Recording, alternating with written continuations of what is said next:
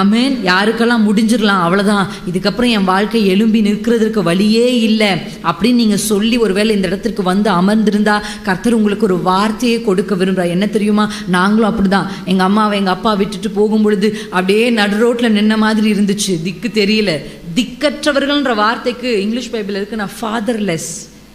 ஆமேன், fatherless. நான் சொல்கிறேன் குடும்ப தலைவர்களுக்கு, நீங்கள் தான் அந்த குடும்பத்துக்கு வழிகாட்டுகிறவர்கள். ஆமேன். ஒருவேளை நீங்கள் அந்த பொசிஷனை சரியாக ஹேண்டில் பண்ணனா ஃபேமிலி ரொம்ப செதஞ்சிடும். அதனால தான் பிசாசு எப்பயுமே குடும்ப தலைவர்கள்லாம் ஃபஸ்ட்டு டார்கெட் பண்ணுவான். அவன் டார்கெட்டே அவங்க தான். பார்த்துருக்கீங்களா? ஏன்னா இவங்க கரெக்டாக இருந்தால் அந்த ஃபேமிலி முழுசுமே கரெக்டாக இருக்கும். எங்களோட தகப்பனார் எனக்கு நீங்கள் வேண்டாம் அப்படின்னு சொல்லிட்டு எங்கள் 3 பேரையும் தூக்கி எறிஞ்சிட்டு அவர் வெளிநடப்பை செய்து விட்டார்.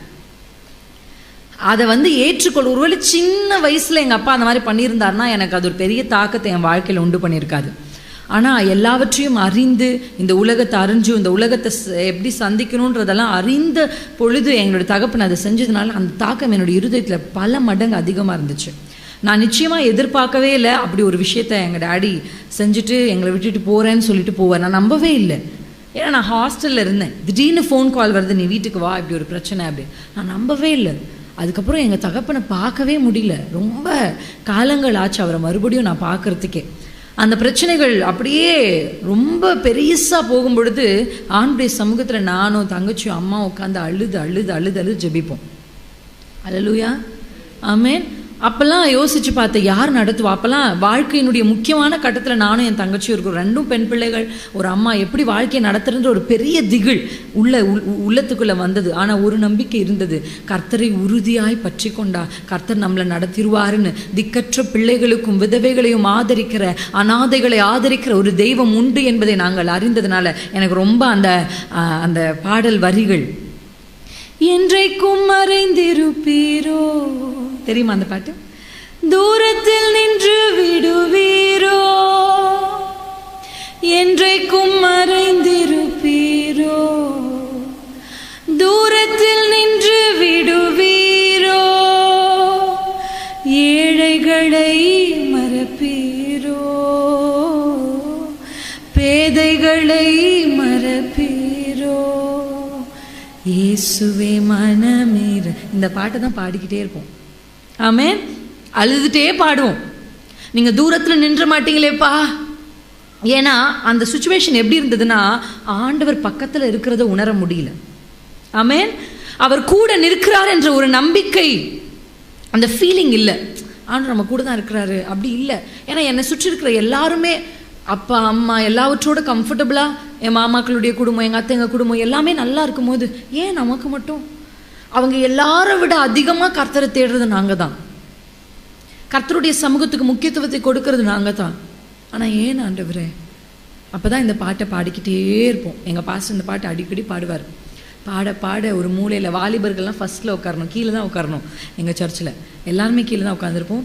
அந்த மூலையில் ஃப்ரண்ட் ரோவில் ஒரு ஓரத்தில் நான் உட்காந்துருப்பேன். அப்படியே கூணி குறுகி அழுவேன். ஆண்டவரத்தில் கேட்பேன், எங்களை நீங்கள் மறந்துடாதீங்க ஆண்டவரே, தூரத்தில் இருந்துடாதீங்க ஆண்டவரே. திக்கற்ற பிள்ளைகளுக்கு நீங்கள் தான் தகப்பன் என்று வேதம் சொல்லுதே.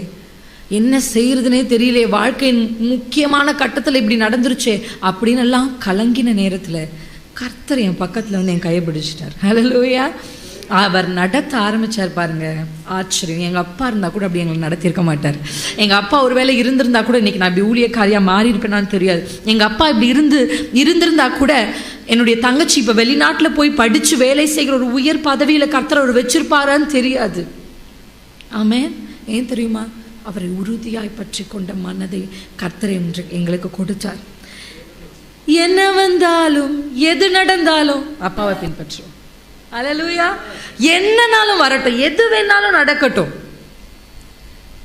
நம்பினோர் நட்டாற்றில் கைவிட்டாலும், யார் என்ன செய்தாலும், வந்தாலும் போனாலும், ஒரு நம்பிக்கை என்ன தெரியுமா? கர்த்தர் நடத்துவார். இந்த அப்பா பாட்டு எல்லாருக்கும் தெரியும். ஜெமி, லிவி அவர்கள் எல்லாரும் சேர்ந்து அழகாக பாடியிருப்பாங்க. இந்த அப்பா பாட்டு ஹிந்தியில் தான் முதல்ல வந்தது, தெரியும்னு நினைக்கிறேன். அந்த பாட்டு ஃபாதர்ஸ் டே அன்னைக்கு ரிலீஸ் பண்ணாங்க, அந்த பிரிட்ஜ் மியூசிக். அந்த ஃபாதர்ஸ் டேல அவங்க ரிலீஸ் பண்ணும்போது நான் ஃபஸ்ட்டு அந்த சாங்கை பார்த்தேன். அந்த சாங் ஹிந்தி, எனக்கு ஹிந்தி வந்து கொஞ்சம் கொஞ்சம் தெரியும், but I understood the lyrics. அதை அப்படியே போட்டு வச்சுட்டு கேட்டுக்கிட்டே இருப்பேன், அழுதுகிட்டே இருப்பேன். ஏன் தெரியுமா? எங்கள் அப்பாவை நினச்சல, எங்கள் அப்பாவுடைய பொசிஷனில் ஏசப்பா வந்ததை நினச்சி. ஆமென். ஒரு நாள் என்னுடைய பேனரை வைக்கும் பொழுது எங்கள் அப்பா நின்று அதை அப்படியே வேடிக்கை பார்த்துட்டு இருந்தாருன்னு எங்களுக்கு சொன்னாங்க. ஹல்லேலூயா. நானும் என் கணவர் இருக்க பேனரை வச்சுருந்த போது எங்கள் அப்பா நின்று அதை வேடிக்கை பார்த்துட்டு இருந்தாராம். அவருக்கு தெரியல, அவரை விட ஒரு வல்லமையுள்ள தேவன் இருந்து இந்த பிள்ளைகளை இப்படி உயர்த்துவார். நான் சொல்கிறேன், உங்களுக்கு எந்த நம்பிக்கை, எந்த அஸ்திபாரமும் இல்லை, இந்த இயேசு என்கிற அந்த நாமத்தின் மேலே உங்கள் நம்பிக்கையின் அஸ்திபாரத்தை நீங்கள் கட்டி பாருங்கள். இன்றைக்கி நான் சொல்கிறேன், எழுதி வச்சுக்கோங்க உங்கள் டைரியில். ஒரு 5 வருஷத்துக்குள்ளே, அடுத்த 5 வருஷத்தில் உங்கள் வாழ்க்கை முழுவதுமாய் மாறி என்னை போல நீங்களும் ஒரு சாட்சியாய் வந்து நிற்பீர்கள். ஏன்னா 5 வருஷம் டைம் கொடுத்தேன்னு தெரியுமா? அந்த உறுதிக்கான நேரம். ஆமேன். அந்த ஃபவுண்டேஷன் போடுறதுக்கு கொஞ்சம் காலம் ஆகும். ஆமேன். இந்த ஃபவுண்டேஷன் நீங்கள் உறுதியாக கர்த்தரின் மேலே திட்ட நம்பிக்கையோடு நீங்கள் போட்டு பாருங்கள், நிச்சயம் கர்த்தர் உங்களை நடத்துவார். எங்களை நடத்தினார், அப்படி தான் நடத்தினார். எண்ணி கூட பார்க்கல. தாய் தகப்பன் இருந்து, சொத்து சம்பத்துகள் இருந்து, பணம் இருந்து, எல்லாமே இருக்கிற பிள்ளைகளுடைய உயர்வுகளை விட இன்றைக்கு கர்த்தர் எங்களை உயர்த்தி வச்சிருக்கிறார். அந்த பிள்ளைகள் எட்டாத உயரத்தை இன்றைக்கு என் தங்கச்சி எட்டி பிடிச்சிருக்கா. ஆமே. அவள் வெளிநாட்டுக்காக அவளே தான் தனியாக பிரயாசப்பட்டா, ஒருத்தரும் உதவி செய்யலை. எனக்கும் அதை பற்றி அவ்வளோ நாலேஜ் இல்லை, அவளை ஜஸ்ட் மோட்டிவேட் பண்ண, அவ்வளோதான்.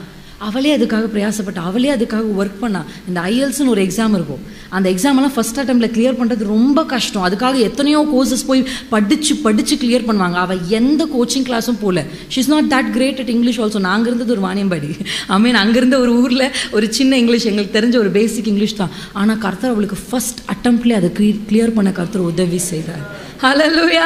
அவள் படித்து முடிச்சுட்டு அவள் காத்திருக்கும் பொழுது அவளுக்கு இந்த முழு உலகத்துக்கும் அறிஞ்ச ஆப்பிள் கம்பெனி, ஒரு பெரிய கம்பெனி, அந்த கம்பெனியில் கர்த்தர் அவருக்கு வேலை கொடுத்தார். ஏன் தெரியுமா? உறுதியாய் பற்றி கொண்ட மனதை உடையவன், அவரையே நம்பி இருக்கிறபடியால் கர்த்தர் அவனை பூரண சமாதானத்தோடு காத்து கொள்ளுவார்.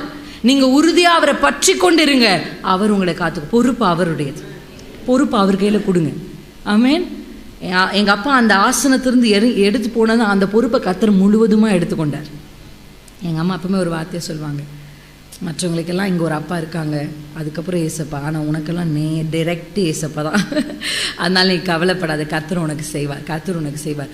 ஒரு சில இடங்களில் தகப்பன் ஒரு ஃபிசிக்கலாக கூட இருந்தால் நல்லாயிருக்கும் அப்படின்ற ஒரு எண்ணங்கள்லாம் இருக்கும். ஆமாம் தானே? இருந்துச்சு. ஆனால் எந்த குறைவுகள் எங்களுடைய வாழ்க்கையில் வந்ததோ, என்னுடைய டேடி வந்து ரொம்ப நல்ல பர்சன், இப்படி சொல்லும் போது அவர் ஒரு மோசமான பர்சனாக நீங்கள் அவரை சித்தரிக்கவோ நினைக்கவோ நான் விரும்பலை. ஏன்னா is a very good person, very loving father. ஆனால் அவருக்கு பின்னாடி ஒரு பெரிய விச் கிராஃப்ட் இருந்துச்சு. ஆமேன். பொதுவாகவே இந்த விச் கிராஃப்டை இதெல்லாம் செய்கிறவங்க யாராக இருப்பாங்கன்னா குடும்பத்துக்குள்ளே இருக்கிறவங்களாக தான் இருப்பாங்க மெஜாரிட்டி. அதுக்கப்புறமா தான் பிஸ்னஸில் இருக்க ஆப்போசிட் பீப்புள். இதுதான் மெஜாரிட்டி கேஸ். இந்த விச் கிராஃப்ட்குள்ளே இருக்கிறவங்க எப்படின்னா உடன் பிறந்தவங்க, கொஞ்சம் அடுத்த சொந்தம் இப்படிப்பட்டவங்க தான் இருப்பாங்க. அதுக்கப்புறமா தான் காம்படிட்டர்ஸ், ஏதாவது பெரிய பிஸ்னஸ் பண்ணால் அதில் இருக்க காம்படிட்டர்ஸ் இருப்பாங்க. அப்படி தான் எங்களுடைய குடும்பத்துக்குள்ளேயே இந்த பிரச்சனை இருந்தது. அதனுடைய தாக்கத்தினால தான் எங்களுடைய தகப்பனை அப்படி செய்தாரே தவிர அவர் பேசிக்கலி ஒரு நல்ல தகப்பன் தான். ஆமேன். ஹல்லேலூயா. அதனால தான் எங்கள் அப்பா அப்படி போவார் நான் நம்பலை. அதான் உங்களுக்கு நான் ஒரு வார்த்தையை சொல்லுகிறேன். ஆமேன். நான் இன்றைக்கு மதியத்தில் ஒரு வசனத்தை வாசிட்டு இருந்தேன். மலைகள் நிலை பெயரலாம். ஆமேன். மலைகள் விலகினாலும், பர்வதங்கள் நிலை பெயர்ந்தாலும், மழை விலகுமா? வாய்ப்பே இல்லை. பர்வதங்கள் நிலை பெயர வாய்ப்பே இல்லை. ஆனால் கர்த்தர் சொல்கிறார், அது அப்படி நடந்தால் கூட நான் உன்னை விட்டு விலக மாட்டேன், நான் உன்னை கைவிட மாட்டேன். ஆமேன். தாய் உன்னை மறந்தாலும் நான் உன்னை மறக்க மாட்டேன்னு கர்த்தர் சொல்கிறார். உங்களை பார்த்து தான் கர்த்தர் சொல்கிறார், உங்களை ஆண்டவர் மறக்க மாட்டார். ஆமேன். அவருடைய கிருபை உங்களை விட்டு விலகாது. நிச்சயம் கர்த்தர் உங்களை நடத்துவார். எத்தனை பேர் நம்புறீங்க? இன்னைக்கு ஆண்டவர் உங்ககிட்ட கேட்குறது ஒரே ஒரு விஷயம் தான். அவர் அற்புதம் செய்வதற்கு ஒரே ஒரு காரியம் தான் உங்ககிட்ட வேணும். என்ன தெரியுமா? நம்பிக்கை. சொல்லுங்களேன், உண்மையே நம்புகிறோம். உண்மையும் இல்லை, உண்மையே. வேற வழி எங்களுக்கு இல்லைப்பா, வேற கதி எங்களுக்கு இல்லைப்பா. அப்படி நீங்கள் ஆண்டவரிடத்தில் நாங்கள் அப்படி தான் ஜெபித்தோம். அப்படி ஜெபிச்சு அந்த உறுதியான அஸ்திபாரத்தினால தான் இன்றைக்கு கர்த்தர் எங்களை நிற்க பண்ணியிருக்கார். நான் உங்களுக்கு ஒரு வாய்ப்பு, இன்றைக்கு கைகளை உயர்த்தி எழுந்து நின்று என் கூட சேர்ந்து ஒரு வார்த்தையை சொல்ல போகிறீங்க. கைகளை உயர்த்தி சொல்லுங்களேன், ஆண்டவரிடத்தில் கேளுங்க, ஏசப்பா உம்மை உறுதியாய் பற்றி கொள்ளுகிற மனது எனக்கு வேண்டும். ஆமேன். எது வந்தாலும் என்ன நடந்தாலும் நமக்கு முன்னாடி எவ்வளோ பெரிய சேலஞ்ச் வந்தாலும், நம்ம நம்பினவர்கள் ஒருவேளை நம்ம விட்டுட்டு போனாலும், நம்ம நம்பி சொன்ன ரகசியங்கள் வெளிப்பட்டு அவமானங்கள் நமக்கு வந்தாலும், நான் நம்பி தான் அந்த மனுஷிக்கிட்ட அந்த விஷயத்த சொன்னேன், ஆனால் இன்னைக்கு அவங்க போய் எல்லா இடத்துலையும் சொல்லிட்டாங்க. அவமானங்கள், நிந்தைகள் எது வந்தாலும், அப்பா உம்மை உறுதியாய் பற்றி கொள்ளுகிற மனது எனக்கு வேண்டும். கர்த்தர் அதை பார்ப்பாரு. நீங்க எப்படி உங்க லோவஸ்ட்ல இருக்கீங்கன்னு கர்த்தர் உங்களை பார்ப்பாரு. உங்க இடுக்கத்தின் காலத்துல நீங்க எப்படி இருக்கீங்கன்றத கர்த்தர் பார்ப்பார். யோசேப்பு அரியணையில் இருக்கும் பொழுது கர்த்தர் அவனை பார்க்கல, பிரச்சனைகள் குழியில் இருக்கும்போது கர்த்தருடைய கண்கள் அவன் மேல பட்டுச்சு. ஆமென். அடிமையா இருக்கும்போது கர்த்தர் அவனை பார்த்தாரு. குழியில் இருந்தாலும், அடிமையா இருந்தாலும், சிறையில் இருந்தாலும் அவன் நம்பிக்கை உறுதியாய் கர்த்தரின் மேல் இருந்ததினால தான் கர்த்தர் அவனை உயர்த்தி அழகு பார்த்தார். இன்றைக்கு உங்களிடத்துல கர்த்தர் கேட்கிறார். இன்னைக்கு தான் ஒருவேளை நீங்க ஆலயத்துக்கு வந்திருக்கலாம், இயேசுவை பற்றி எனக்கு பெருசா ஒண்ணுமே தெரியாது அப்படின்னு நீங்க ஒருவேளை இருக்கலாம். வாலிப பிள்ளைகளை உங்க வாய்களை திறந்து சொல்லுங்கப்பா, என் வாழ்க்கையில எது வந்தாலும் நான் உம்மை நம்பணும். புதிதாய் வந்திருக்கிறவங்க சொல்லுங்க, இயேசுவே நான் உம்மை நம்புகிறேன், உம்மை நம்புகிறேன், உம்மை நம்புகிறேன், உம்மை நம்புகிறேன், உம்மை உறுதியா பிடிக்கிறேன்ப்பா. எலிசா பின்தொடர்ந்து போனது போல நான் உம்மை பின்பற்றி வருவேன். உம்மை வெறுத்து நான் எங்கே, நீரே என் அடைக்கலமே, உம்மையன்றி நான் அறிவேன், நானே உம் பிள்ளை என்று,